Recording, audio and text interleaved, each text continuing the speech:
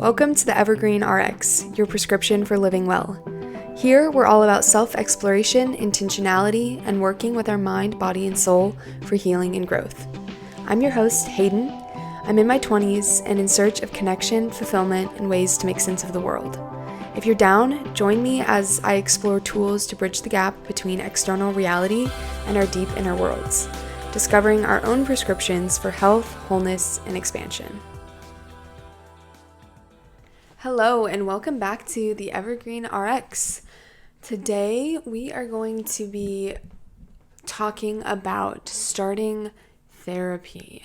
This is a topic that I decided on because, I am a therapist myself. I'm really steeped in the mental health world, and I've heard from a lot of people the struggle of trying to find a therapist, trying to find the right fit, what to even look for, and have had friends ask me questions and look for guidance on choosing a therapist. And so I thought might as well try to culminate what I know and what I can share into an episode for all of y'all. So if you're looking for a therapist, or even if you have one, I think there's some helpful tips on just being a part of this process and being on the healing or mental health journey. I think therapy is a large part of it, or can be. So yeah, I think there's a lot of good things to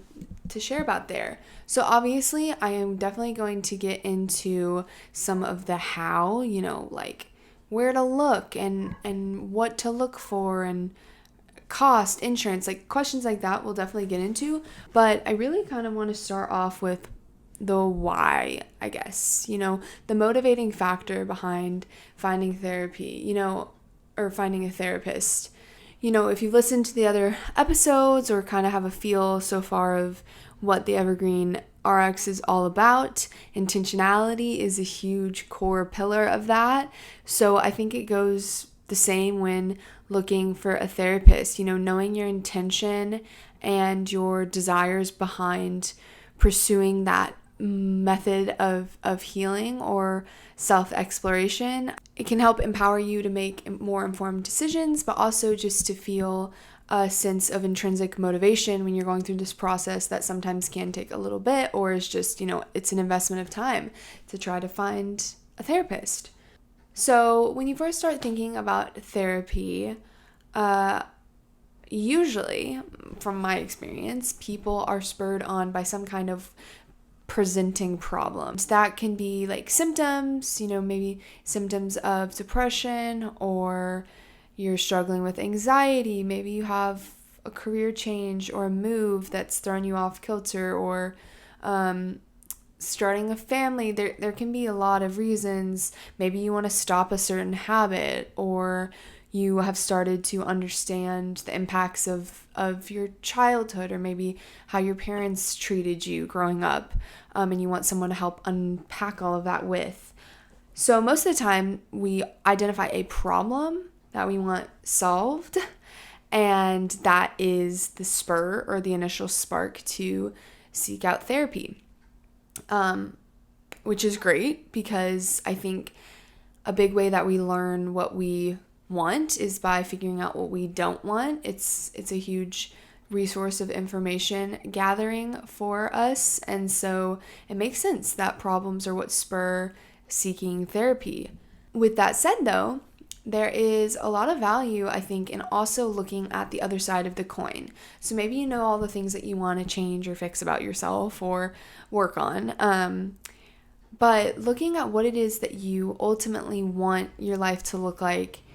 So there's this question, I think it's called the $1 million question, and it's, if you go to therapy and we did work together and you get to a point where you feel that you're ready to, be done with therapy, even if that's just temporarily, because I don't think you ever have to be done necessarily, but if you get to a point where you're feeling really good, how would you know? What would your life look like? And that really gets our brains into, instead of just looking at the problem, it's kind of getting more into like the positive side of things. We really, as humans, have a negative bias a lot of times in seeing what doesn't work, but that question kind of helps switch into that positivity of, what could my life look like? How would I know that I was feeling better, at least behaviorally? What would be observable that signified to me that I was in a different place and I had made improvements? And I think that's just a helpful tool in figuring out some goals and desires when you embark on this process. And it might kind of seem like early on to be, before you've even like gone on Psychology Today or look for a therapist, to be thinking, what do I want it to look like when I'm out of therapy? But really, when you have that anchor, I think it can help narrow down the search a little bit, because reading people's bios, reading the values that they list, I'm all about helping my clients find their identity, or I want to help clients cultivate peace. I want to, those kind of things are some of the types of phrases you'll read in a therapist bio. And if you have an idea of kind of what your end goal is, some might resonate more than others. If you really were wanting to explore your sexuality and you're in your early 20s, you're doing a lot of identity formation, maybe that therapist that says that they love to help their clients understand themselves, their worlds, their personalities better is a way better fit than the one saying, I'm all about creating peace and contentment. Not that either person could be wrong or would necessarily be a bad fit, but it can just help take all of the information down into a more digestible chunk, and you can really kind of just do a scan and not have to take everything in all at once, but really have your eye out for certain criteria or specialties. So I think another thing to consider is what to expect. Maybe this is your first time going to therapy, or you're picking it back up after a while, and just kind of knowing what that process could look like. If I could boil it all down into one piece of maybe like advice, or I don't know, just like discussion point, is to expect to sit in the unknown. I think, I couldn't possibly describe what a first session with a therapist could be like, because there's so many factors that go into that interaction. So really, I think it is just, when you're starting off therapy, there is so much unknown, and that can be really intimidating or scary or overwhelming. So just kind of giving yourself some space and understanding that it is an unknown process. There are a lot of factors at play, and so you won't know everything to expect before it happens. But, exploring what it feels like to be a little bit uncomfortable or out of your comfort zone or zone of control. I think a lot of people go into therapy and are nervous because as the client, you're probably going to be asked like a good amount of questions, or more of the attention will be on you, and that feels sometimes like, oh God, like you don't have as much control over that dynamic as maybe in just a normal everyday conversation. But embracing that as a part of the process sometimes can take a little bit of the pressure off to have it all figured out, or to get it all right, or pick the exact fit from the beginning. I had a therapist that I work with tell me when I was getting adjusted and acquainted with doing intake sessions, which is what the first session is called, she was like, intake sessions are awkward. Like, it's going to be awkward, and that's okay. And it totally was like a paradigm shift for me. And weirdly enough, I feel like I've experienced less awkwardness since then, because I was just like, oh yeah, like it is two people meeting and getting to know each other, feeling out the vibe. And so that might be awkward, and that's okay.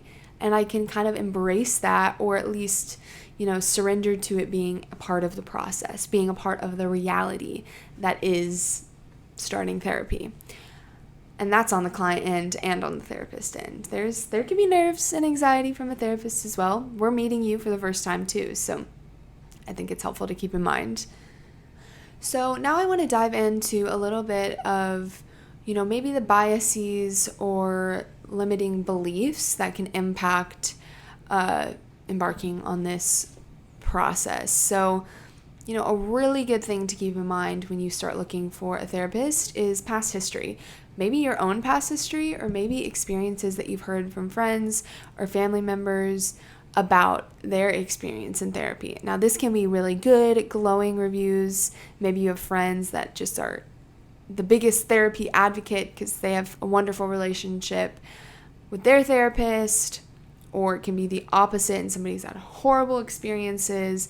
It's like any other job. There's people that are good at their job and bad at their job. And so people will have a whole range of experiences, and that can impact, it can create certain feelings around starting this journey. Maybe there's some enthusiasm and excitement there. Maybe there's some trepidation and fear. And I think the biggest thing to remember here is that you are not locked into any situation that you go to. 1 session, 5 sessions, you're not locked in. You might have a great first impression and it doesn't last, or the connection doesn't seem as strong, or it can be the opposite. And so just, going in with an open mind that, like anything, like if you're finding a hairdresser, there is a chance you might get a bad haircut along the way, but the journey is worth it. You're not going to just give up altogether going and getting your hair cut just because of one bad haircut.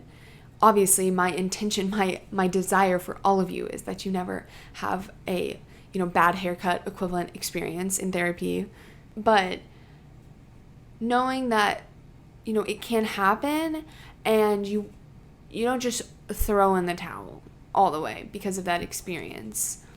Something else that I think can have influence over this process, or kind of how we go about it, is maybe some fears. So there can be some fears over starting and thinking, what could be lurking? Like, is there something I'm not aware of that's impacting my behavior, something deep in my psyche or my unconscious? Thank you to Freud for really planting that fear in everyone, because if you even have, sideways experience with pop psychology, you probably have heard about the shadow side, or animalistic drives and instincts, and, the Oedipus complex or whatever. And all of those things are not actually as scary as they sound, but also those fears are super valid. And I think it's something you can share with, a therapist if it feels like something you want to, like, hey, I'm feeling very nervous about what could come up, or if I'm not aware of something, if I don't, if I'm going to just have something happen that's going to totally alter how I view myself. And I think that's really good material to process, because it's really understandable. I think it's superhuman to feel that way. And all I can tell you is that, at least from my orientation and what I believe, is that, your psyche is not some big, bad, terrible place to just dive headfirst into, and your, whole conception of yourself or your life or your childhood or something is shattered. I think that would be way too overwhelming to just dive into. And also, that's not how I see the process working. So if that's peace of mind, that's my opinion. Now, here's where I think it gets really juicy around some limiting beliefs. I think when we get that itch to start therapy or go back to therapy, it is so well intended. That is a part of us that's saying, it's time to look at this. You can grow, you can change. Let's do it. Let's get the help you need. Let's invest in ourselves. Like, that is such a beautiful part of us that really drives that process. And there can be other parts of us or other beliefs that have been instilled in us that have a different agenda. And we don't want to villainize. There's no problem with that.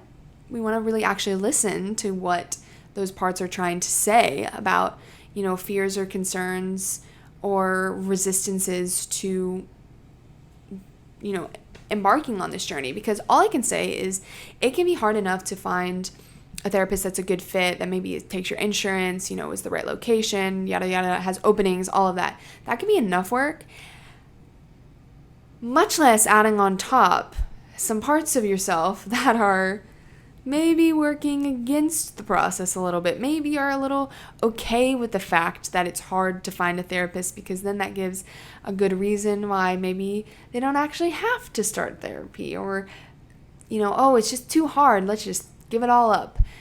So maybe you grew up with the belief that, you help yourself. You pick yourself up by your bootstraps. You don't rely on other people. You don't ask for help. You don't talk about your feelings. You don't talk about what's going on. You just do what needs to be done and you manage. That's a big one to unpack, and getting a therapist kind of feels like it's in opposition to that. Reaching out for help, that can be a really big mental shift for a lot of people. Also the struggling artist or creative mentality. You can only be creative, or you can only be funny, or you can only access your art if you're struggling or if you're sad. That art flows out of those pained places. And so if you heal, if you're happy, if you're better, you won't be able to make art.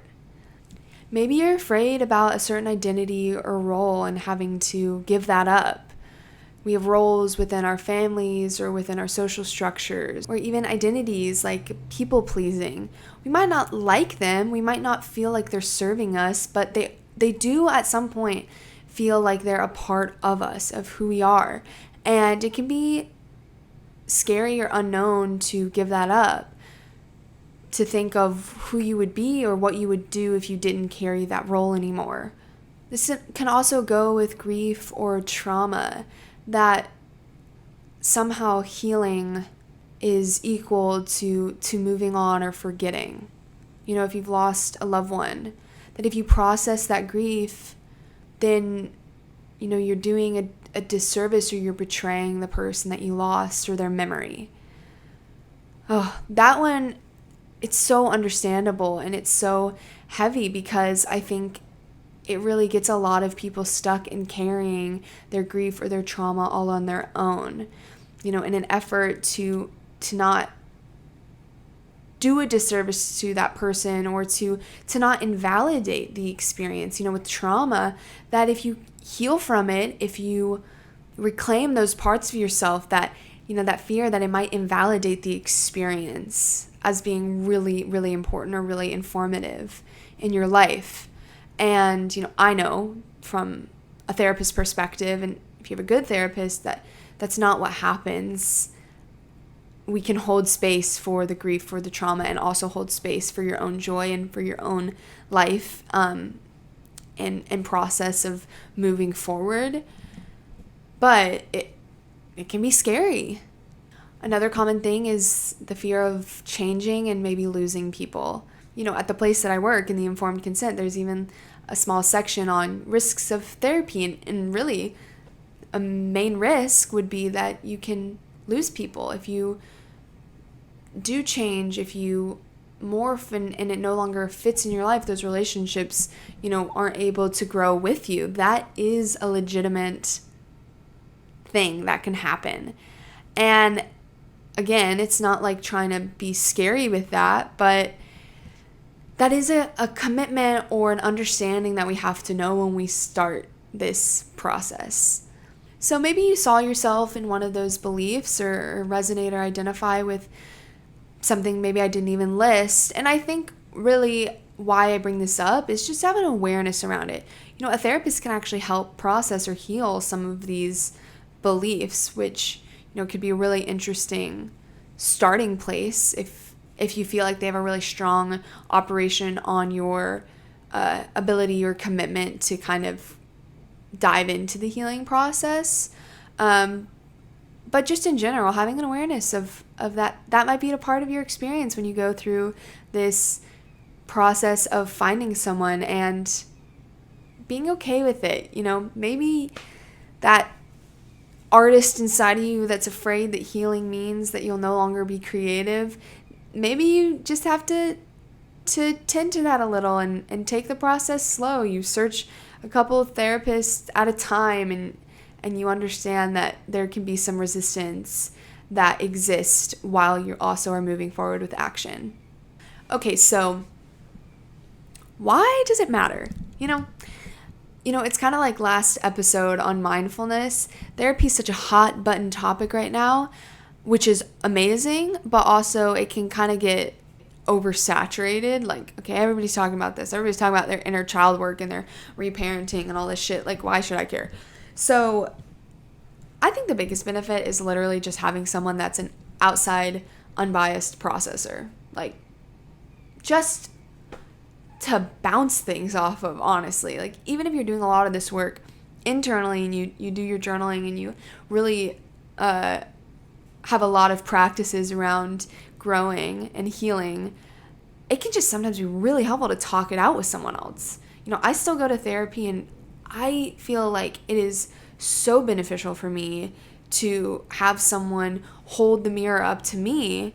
Even though that's something I do for other people, I can't do it for myself. So another belief of mine specifically is that we repeat patterns until they're healed. So again, with that concept of a mirror, it's sometimes really helpful to have someone that's kind of gently pointing out to you how, the same behavior is getting the same results. And okay, you want something different, so let's talk about what would need to change, or maybe the roots that are driving that behavior.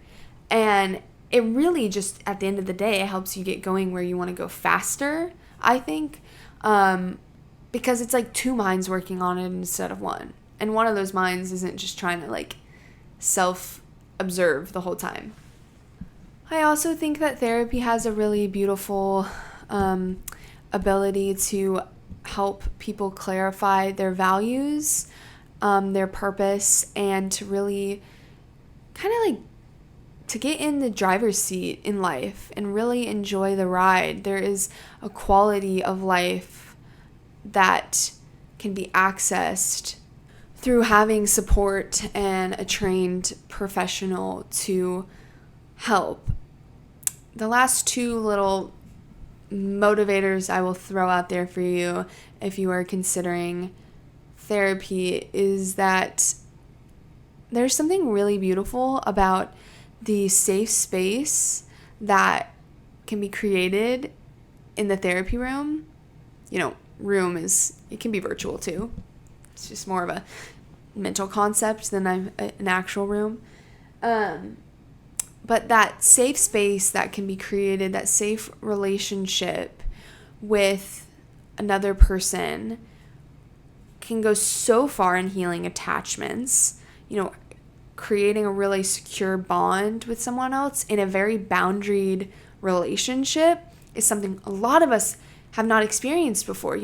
Having a consistent, reliable, trustworthy, vulnerable relationship with another person, even though I do understand that the vulnerability to a degree is pretty one-sided, but still, having that consistency with professional boundaries, with ethical boundaries, really a good therapist holding that safe space can have so many healing properties just in and of itself, just existing in that space with another person, especially if that's something we've never experienced before. And I think in connection with that is just that we are social creatures and we live for connections and to be seen and to be witnessed. And therapy is a really beautiful place for that to happen. And the gift of, for me as a therapist, the gift of getting to be that witnesser for another person is something that I never take for granted. I'm extremely grateful to get to hold that space for someone else and to see people in such a pure light. I think it's really a beautiful privilege. All right.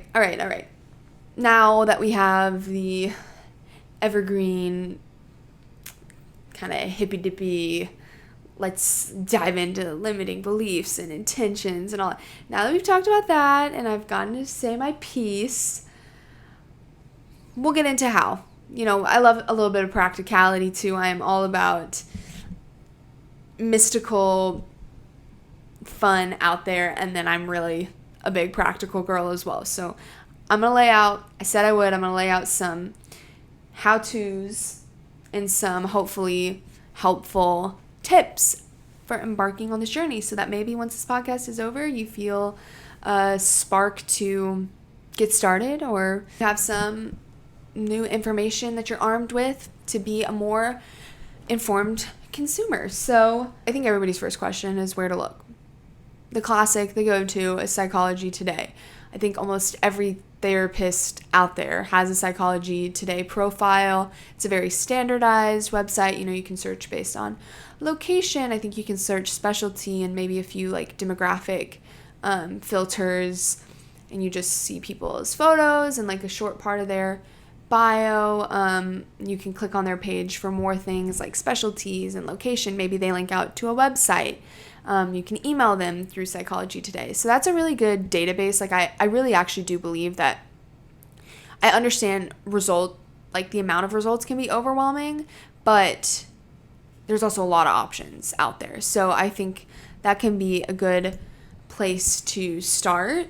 But two of my other favorite methods is just, one is word of mouth. So if you do have that friend that just like loves their therapist, maybe seeing if that therapist works at a practice and there's other people that you can look at, or maybe they have availability, maybe they know someone. Kind of keeping your ears open for people in your life that are in therapy and the places or the people that they've had good experiences with.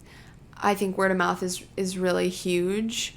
And it just helps with that sense of trust a little bit. If you trust someone and they've had a good experience, then that might feel a little more welcoming. My other tip is maybe like a little bit more insider. I don't know. I think it's a great idea if there's somebody that you're super interested in. Like say you saw my profile online and thought, oh my gosh, this is so many things I'm looking for. This seems like a great fit. You reach out. I'm full, not taking clients, asking for referrals from me.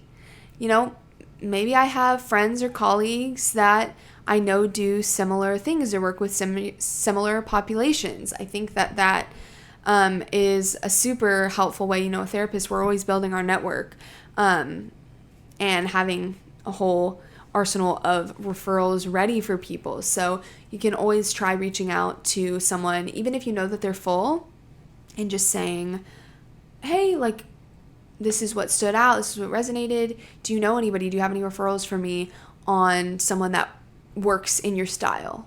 So how about the factors when it comes with picking the right fit? So there's two components to this. There's personality and like approach, and then logistics. So logistics is, do they have a scheduled time when you want, in person or virtual, depending on what you want? Do they take your insurance, or is, the cost of session a good fit for you? So obviously I can't really give like specific advice on what exactly you're looking for, but I think kind of laying out the terrain for all of the check boxes to kind of check out with a therapist, so that you can hopefully minimize the amount of time that you have to spend going through people that you found but aren't the right fit in some pretty like glaring ways. So I think some keys there are, one, if you're looking for someone in your insurance network, sometimes you can go on your insurance website and they'll have like a provider directory. So you can look that way to figure out, if you have Blue Cross Blue Shield, who accepts that, because not all therapists accept insurance, or if they do, they don't accept all insurances. And that, like, the whole process around that is very confusing and complicated. So sometimes reaching out specifically through your insurance can be a helpful way to find those resources. Also, just knowing ahead of time, if you really just want to do in person, or you have super limited availabilities, like just only on weekends or only at night, it might be good to include all of that in your email you reach out to the therapist with. You can say, I'm so-and-so, I'm looking to work on this, da-da-da-da. I would love in-person sessions, and my availability is Saturdays or weekdays after 6 p.m. You can kind of throw all of that out there, hopefully to save you time, because if the therapist doesn't match that, then you don't have to get on a consult and spend a lot of time talking and then to realize, some of those logistical things are not a good match. So with the other piece of kind of just personality and approach, I think the things to look out for and to kind of have an understanding of what you want are, demographics. If you want to see a woman or maybe a certain aged therapist, you can kind of narrow down your Psychology Today search by some of that. Also, if there's an identity that's really important to you, there's no problem with seeking out a therapist that has an identity similar or the same as yours. If you're the LGBTQ plus community, there is a section on Psychology Today where people can put whether they're allied with that community, but you can also seek someone that is identified with that community. A lot of times people will have a section in their bio where they list some of those identities, racial or ethnic groups, neurodivergence. There is a lot of different identity groups that it's totally understandable from a cultural perspective, and knowing how important multicultural counseling is, to seek out someone that is either a part of that group or is, supportive and allied with that group. Obviously, every therapist, ideally, should be open and accepting to any cultural identity, but I know that having that be, a more prominent part of the match between you and a therapist is really important sometimes. So knowing that going in and using that as a search criteria can be helpful.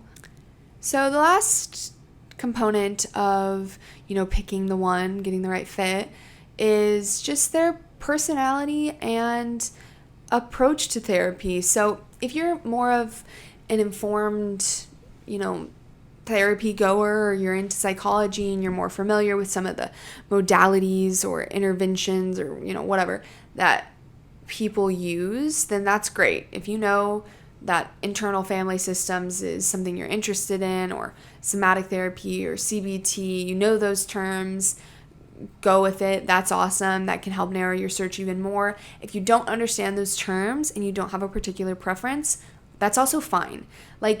I think sometimes it's overwhelming. You go to a therapist page and they're like, oh, I do Gestalt therapy and I'm certified in the EMDR, and they throw out all these terms and acronyms because, my God, psychologists and counselors love acronyms. It can be really overwhelming, and I honestly think if you're not familiar with it, just glaze over it, skip over it.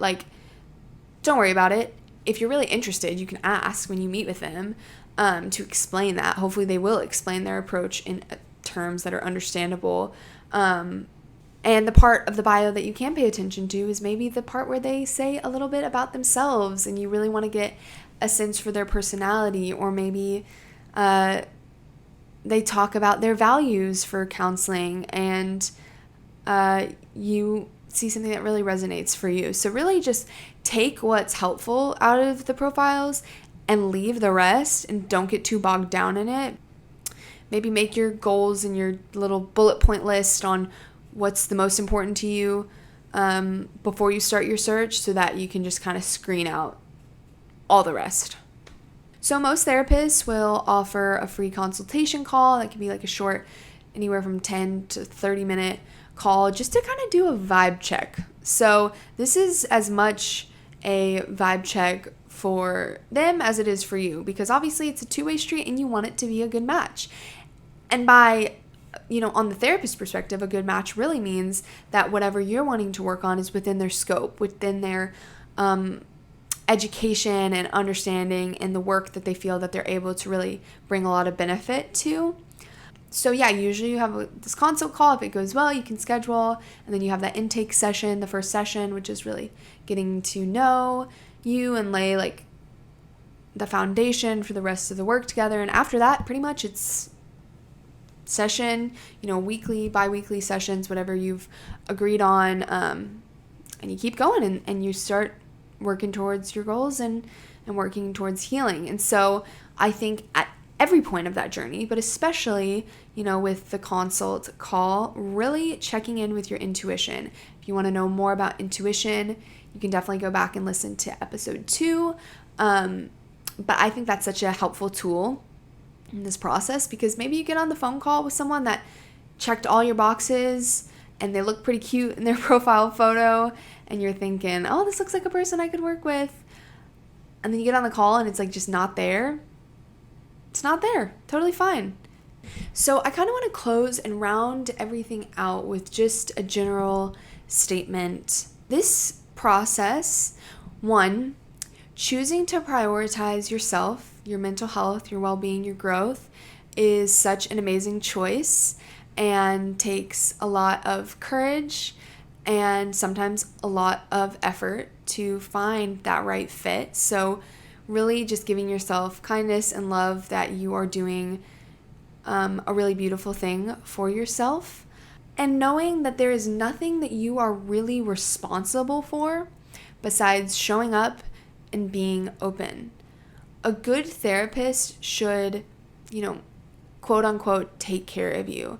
I like to say that because I think that as a therapist, my responsibility is to create the safe space, create the holding environment, be the empathic witness, bring my education, my tools, my expertise, listen to you, help collaborate on your goals, hold that mirror up so that you can heal, be curious and non-judgmental and loving. That is my responsibility. As long as you're open and you're willing and you continue to show up, you are doing your part. Okay, so finally, we're at the dose. This week's dose is to think about, if you are starting therapy, what is the loudest fear that is holding you back? And if you're in therapy, what are you avoiding? I think both of these questions can get to answers that unlock mental processes that are going on that we don't even recognize that might be holding us back from our greatest expansion and growth. And my challenge for you is to consider any way in which you can care for your mental health outside of therapy hour. So really understanding that while therapy is a component of the evergreen prescription, it can be such a helpful and important part of that holistic prescription for healing and expansion. It is still just one of the parts. So really considering all the other ways that you can care for your mental health and you can be there and show up for yourself outside of therapy. I don't think you can underestimate the power of a good therapeutic relationship, but to that end, I really don't think you can underestimate the power of the relationship that you have with yourself. So the challenge is to look around at what else you can do, prioritizing your sleep, maybe journaling, doing some meditation or mindfulness practices, reaching out for support, any kind of support from other loved ones in your life, any way that you can extend that hug of care back to yourself and love, and to prioritize you and what you need. So that's it. That's my soapbox. That hopefully wasn't too much of a soapbox, but you guys got to cut me a little bit of slack here. I am a therapist, so this is my wheelhouse. If you give me a mic and you tell me to talk about therapy, sheesh, that's on you. Well, it's on me. I chose it. So, but you clicked it, okay? Well, I hope this was helpful. If you have any more questions, please always feel free. Email me, DM me. I'm here to help and continue. I hope I covered things that you were curious about or gave some good information moving forward, but anything that I missed or that you want to know about, just reach out. This is a community above all else. So as always, I want to keep the discussion going. So until next time, I am wishing you the absolute best. See ya.